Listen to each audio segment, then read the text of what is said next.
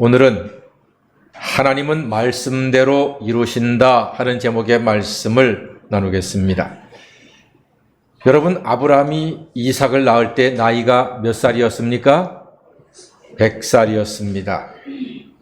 그리고 그의 아내 사라의 나이는 90이었습니다. 어마어마하지요? 놀랍죠? 문제 한번 내겠습니다. 100살의 할아버지와 90세 할머니가 자식을 낳는 것은 1번 창피하다, 2번 남사스럽다, 3번 자랑스럽다. 몇 번입니까? 몇 번입니까? 예, 3번 자랑스럽다고 하신 여러분들마다 금년에 그 자랑스러운 일들이 허락되기를 주의 이름으로 간절히 축원합니다. 왜 아멘 소리가 부분적으로 나올까요? 우리는 잘 압니다. 그게 성경에 있는 이야기니까 아멘으로 화답은 하지만 나한테 그런 일이 일어난다고 생각하면 여러분, 그게 그렇게 쉽게 아멘이 나올까요?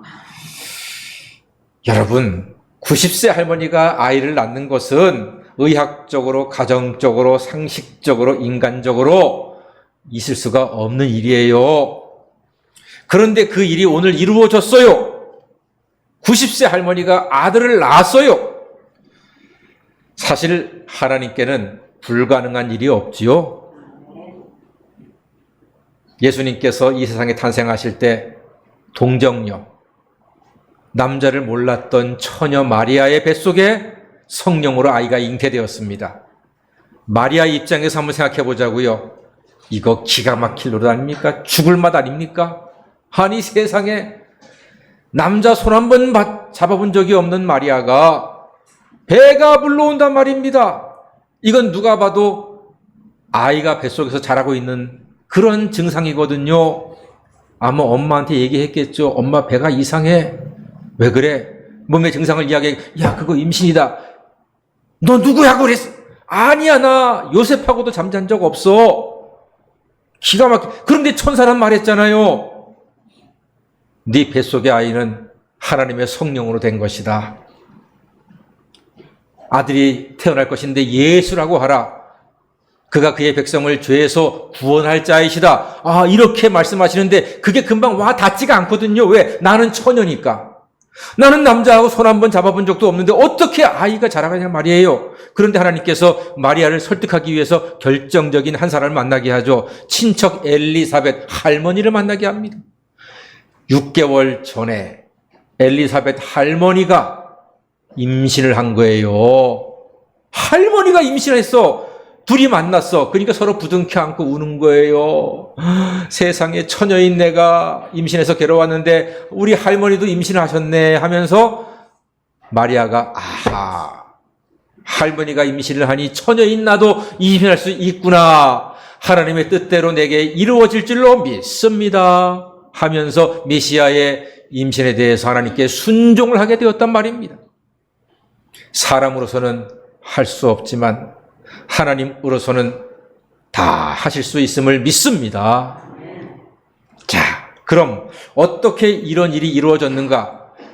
90세 할머니가 아기를 출산하게 된 그 근거가 무엇일까? 오늘 말씀 1절과 2절에 분명히 기록되어 있습니다. 말씀하신 대로 사라를 돌보셨고, 말씀하신 대로 사라에게 행하셨으므로, 말씀하신 대로 시기가 되어서, 때가 되어서 아들을 낳았다. 오늘 그렇게 성경에 분명히 기록을 하고 있습니다. 아하, 무엇대로? 말씀하신 대로. 무엇대로요? 말씀하신 대로요. 누구 말씀입니까?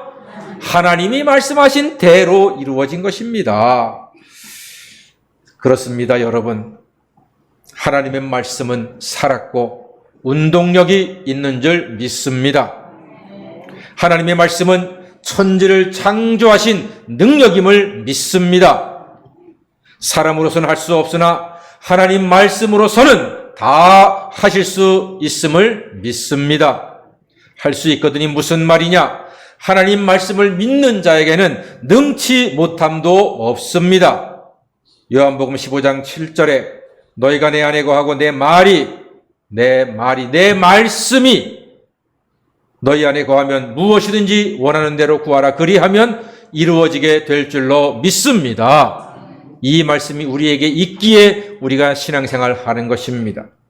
여러분, 말씀대로 믿는 사람은 하나님의 좋은 선물을 받게 됩니다. 그게 무엇일까요? 6절 말씀 보니까 사라가 이르되 하나님이 나를 웃게 하시니 듣는 자가 다 나와 함께 웃으리로다. 저는 이 말씀이 참 좋더라고요. 여러분, 아브라함 부부에게 최고의 선물은 무엇일까요? 아브라함은요, 사실은 엄청난 부자입니다. 소, 양, 염소, 낙타, 말, 어마어마하게 많은 부자입니다. 땅도 무지하게 넓습니다. 종도 많습니다. 심지어 아브라함이 집에서 보유하고 있는 군사, 사병만 해도 318명이 있다고 했습니다. 여러분, 집에 가정부 2사람만 있어도요, 그 나가는 월급에다가 얼마나 돈이 많이 드니까. 그런데 군사가 자그마치 318명이나 있으니까 아브라함은요, 그냥 부자가 아니라 완전히 지금식으로 말하면 재벌급입니다. 재벌급의 아브라함한테 뭐가 부족하겠습니까? 그런데 딱 한 가지가 없으니 그것이 무엇입니까? 자식이 없는 거예요. 그것이 아브라함에게 계속 아쉬움으로 남았습니다. 그런데 하나님께서는 아브라함이 아들을 기대할 수 없는 나이에, 바랄 수 없는 나이에 100세의 아들을 주셨습니다. 사라의 나이가 90세, 다 몸이 말라서 기운 없는 90세 할머니가 아들을 낳았습니다. 사라 입장에서 자기가 아들 낳은 것을 생각하면 웃음이 날까요? 안 날까요? 나지요. 나지요. 평생에 부족함이 없이 살았던 사라였습니다. 남편 아브라함 덕분에 떵떵거리며 살았습니다. 딱 한 가지가 없어요. 자식이 없어요. 그게 너무나 가슴 아팠던 거예요. 그런데 그마저 90세의 아들을 낳고 나니까 웃음이 날 수밖에 없습니다. 사람은 자기가 너무나 바라는 것이 이루어지면요, 절로 웃음이 납니다. 제가 대학을 졸업하고 신학교 가서 졸업을 하고, 그리고 이제 목회를 본격적으로 시작하는 데 있어서 결혼도 해야 되잖아요. 그동안에는 공부에만 집중하느라고 변변히 데이트 연애도 못하고 그냥 그렇게 지냈다가 이제 결혼을 하기 위해서 눈을 들었는데, 야, 그게 결혼이 쉬운 게 아니더라고요. 저는 바보같이 돈 많이 벌 수 있는 직장도 포기하고 신학교에 갔던 이 바보 같은 전도사한테 어떤 바보 같은 여자가 찾아올까, 그렇게 생각을 했는데 다행히 저한테 만만치 않은 바보 같은 여자 하나가 걸려들었습니다. 그래서 데이트하고 서로 마음이 맞아서 결혼 약속도 했습니다. 결혼 약속을 딱 하고 나니까요, 얼굴에서 미소가 떠나질 않더라고요. 그냥 좋은 거야. 걸어가도 좋고 책을 봐도 좋고 뭘 해도 좋은 거예요. 얼굴에 미소가 떠나질 않더라고요. 거울을 보는 제 얼굴이요, 환하게 웃고 있더라고요. 나도 마음에 맞는 여인, 사랑하는 여인을 만나서 이제 결혼을 해야 되었구나 하는 그 기쁨이 얼굴에서 떠나지 않는 것, 그게 오늘 사라의 웃음입니다. 부족함이 없이 살았던 사라, 딱 한 가지가 부족했는데 그 아들을 채워주신 하나님의 은혜를 생각할 때 웃음이 떠나지 않는 것입니다. 사랑하는 여러분, 저는 저와 여러분들이 이 한 해 동안 살면서, 코로나의 힘든 세월을 살면서 하나님의 도우심과 하나님의 은혜로 여러분들이 간절히 바라고 여러분들이 간절히 소망하는 그 무엇인가가 하나씩, 둘씩, 아니 조금씩 조금씩 채워지고 응답되어짐으로 말미암아 여러분들의 얼굴에서 웃음이 떠나지 않게 되기를 주의 이름으로 간절히 축원합니다. 사실 우리는 하나님과 나만이 아는, 생각만 하면 웃음이 나는 비밀을 다 갖고 있습니다. 이미 갖고 있습니다. 그게 무엇입니까? 물론 우리가 주식을 샀는데 막 5%, 10% 오르고, 로또를 샀는데 3등에 막 당첨이 되고, 가족 중에 회사에서 승진도 하고, 중요한 시험에 합격도 하고, 간만에 새 차도 사고, 그러면은요, 얼굴에 웃음이 떠나지 않을 것입니다. 그러나 우리는 그 어떤 세상 것에서 얻어지는 웃음보다도 결코 흔들리지 않고 결코 빼앗길 수 없는 그러한 미소가 있으니 바로 우리 구주 예수로 말미암아 내가 죄사함 받아 거룩함을 입은 영생을 얻은 하나님의 자녀가 됨이 우리가 얼굴에서 웃음을 지울 수 없는 가장 중요한 이유가 될 줄로 믿습니다. 사도 바울이요, 똑똑한 사람이었어요. 서울법대 수석 졸업에 사법연수원 수석 졸업한 사람이 사도 바울입니다. 그 정도로 탁월한 사람입니다. 다들 사도 바울을 우러러 바라보고 존경하고요, 박수치고 어이구 네 집 아들인가, 네 집 자손인가 하면서 부러워하던 사람이 사도 바울이었습니다. 그런데 그 사도 바울이 마음속에 한 가지 큰 짐이 있는 거예요. 뭐냐 하면은 죄를 짓고 싶지 않아. 말도 늘 바르게 하고 싶고 생각도 바르게 하고 싶고 사람들에게 덕을 세고 싶은데 그게 안 되는 거예요. 그래가지고 너무 괴로운 거야. 로마서 7장에서 고백하잖아요. 내가 마음으로는 주님의 법, 하나님의 법을 따르려고 하는데 내가 행동을 하고 보니까 늘 육체의 법을 따르고 사망의 법을 따르고 죽음의 법을 따라가더란 말이에요. 그러니까 그게 너무 괴로운 거야. 웃음이 얼굴에서 생길 날이 없어. 그리고 고백하지 않습니까? 이 곤고한 사람이로다. 나는 정말로 곤고한 사람이로다. 이 사망의 몸에서 누가 나를 건져내겠습니까? 나는 정말 괴롭습니다. 미치겠습니다. 나 좀 웃고 싶어요. 이게 로마서 7장이거든요. 그런데 그 웃음이 어디서 찾아집니까? 로마서 8장에서 찾아지잖아요. 누구를 통해서? 예수 그리스도를 통해서. 로마서 8장 1절 2절에 그러므로 이제 그리스도 예수 안에 있는 자에게는 결코 정죄함이 없나니 이는 그리스도 예수 안에 있는 생명의 성령의 법이 죄와 사망의 법에서 우리 모두를 해방하여 주신 줄 믿습니다. 여기에서 사도 바울은 얼굴에 웃음을 찾게 되는 것입니다. 이 웃음은 저와 여러분들이 영원토록 결코 어느 순간에도 빼앗기지 않는 가장 근본적인 미소요, 웃음이 되는 줄 믿습니다. 우리는 결코 마귀에게 지지 않습니다. 죄에게 지지 않습니다. 왜? 예수께서 이미 이기셨습니다. 십자가에서 다 해결하셨습니다. 우리는 예수 안에서 예수와 함께 죄와 사망과 저주와 어두와 마귀의 권세를 완벽하게 이기고 하늘나라 가는 그날까지 영원토록 웃을 수 있는 미소가 가득한 하나님의 자녀로 살아가게 된 줄로 믿습니다. 이것이 우리에게는 가장 큰 미소의 비밀입니다. 그러나 아들을 얻고 미소를 짓는 아브라함 가정, 그게 오래 가겠습니까?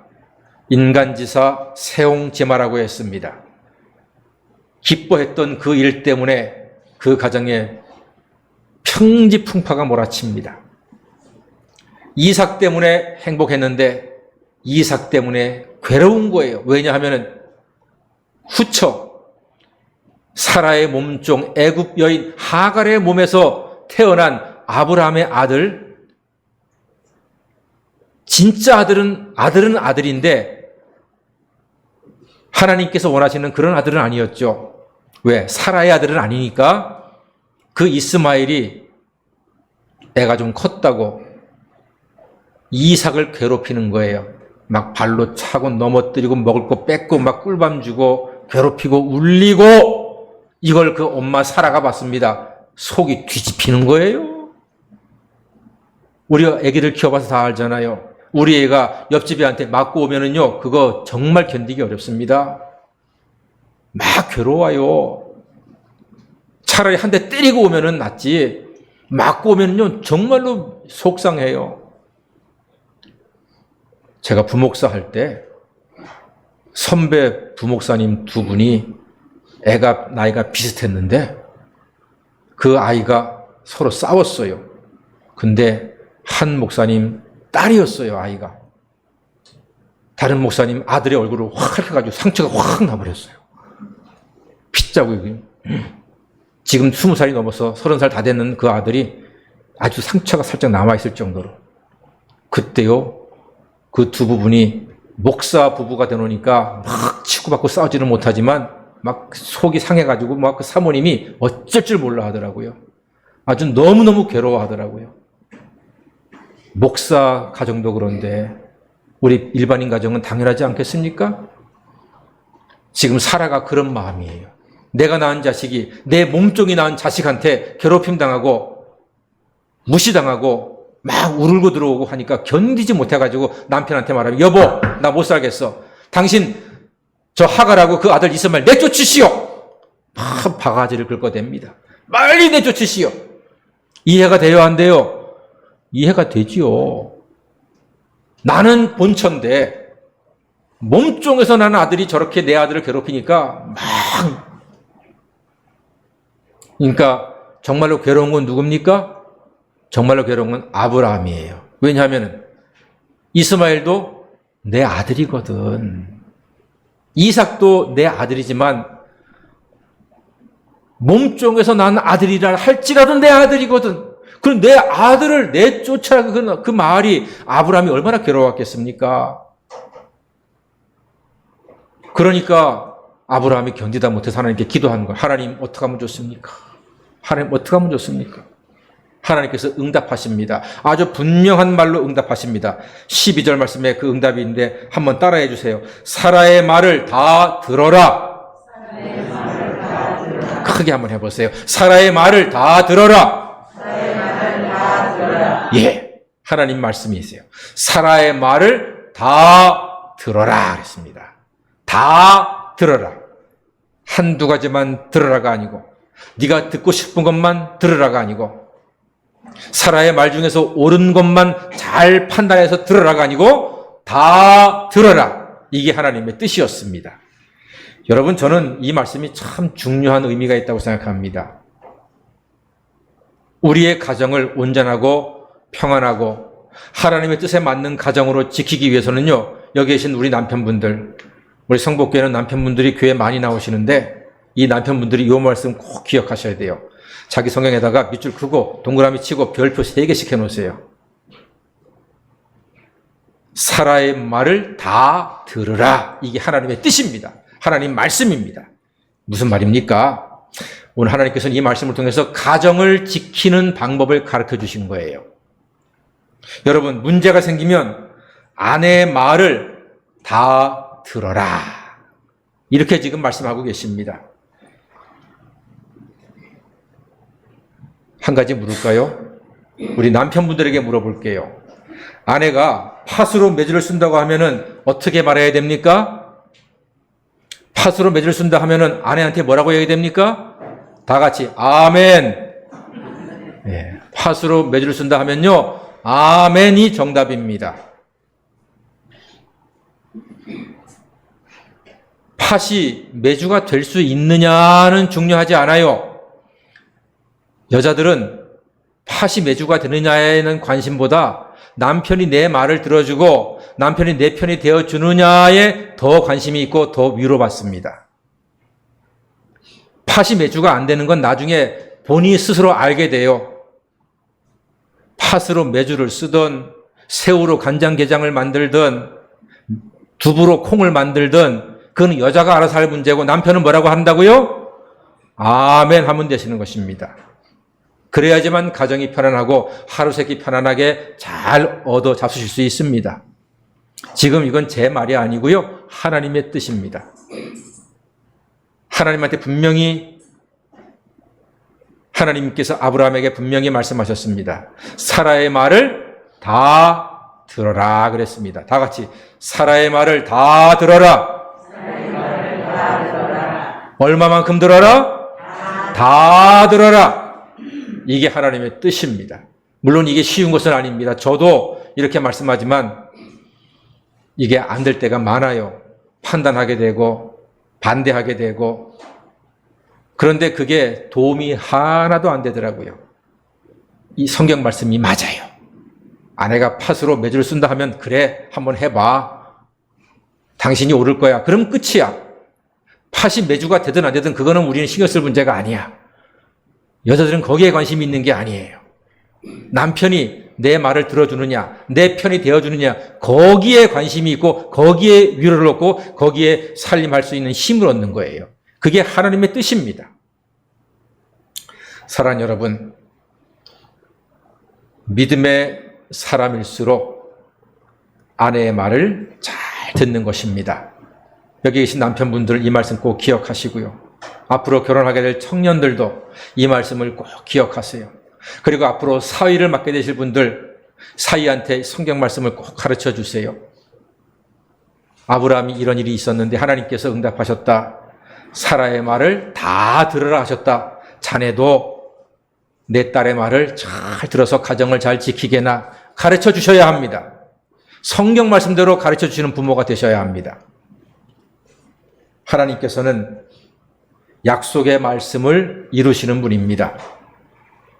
하나님 말씀을 의지하시고 그래서 그 말씀대로 이루어지는 기쁨을 누리시고 또한 부부간에도 아내가 남편 말 잘 들어주고 남편도 아내의 말을 다 들어주어서 웃음이 있고 평안한 하나님의 가정으로 세워져 가시는 성북가족 다 되시기를 주의 이름으로 간절히 축원합니다. 아멘. 기도하겠습니다.